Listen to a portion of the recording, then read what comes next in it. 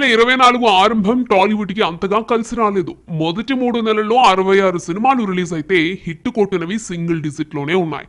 హనుమాన్ ఒక్కటే pan India range లో impact ని క్రియేట్ చేసింది. మిగిలినవి సోసో టాక్ తో సరిపెట్టుకున్నాయి. అయితే సెకండ్ హాఫ్ లో మాత్రం ప్లాన్ రివర్స్ లో ఉంది. ప్రతి నెల ఓ బడా ప్రాజెక్ట్ ప్రేక్షకుల ముందుకు రానుంది. సమ్మర్ తర్వాత రిలీజ్ అయ్యే సినిమాల లిస్టు చూస్తే మొదటిగా డార్లింగ్ ప్రభాస్ కల్కితో బాక్స్ ఆఫీస్ పై అటాక్ చేయబోతున్నాడు. జూన్ లేదా జూలైలో ఈ సినిమా ఆడియన్స్ ముందుకి రానుంది. 500 కోట్ల బ్రేక్ ఈవెన్ టార్గెట్ తో ఈ ప్రాజెక్ట్ థియేటర్ లోకి దిగనుంది.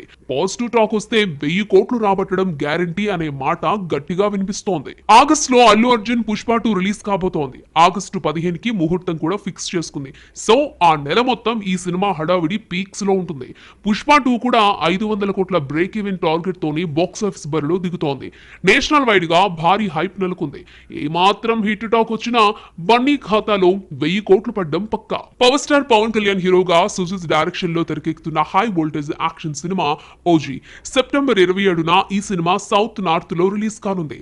ఈ సినిమాకి 2 వారాల ముందు అంటే సెప్టెంబర్ ఫస్ట్ వీక్ లో భారతీయుడు 2 రిలీజ్ చేసేలా మేకర్స్ ప్లాన్ చేస్తున్నారు. శంకర్ తెరకెక్కిస్తున్న మోస్ట్ అవైటెడ్ సినిమా కావడంతో బాక్స్ ఆఫీస్ వద్ద రీసౌండ్ వచ్చే ఛాన్స్ కనిపిస్తోంది.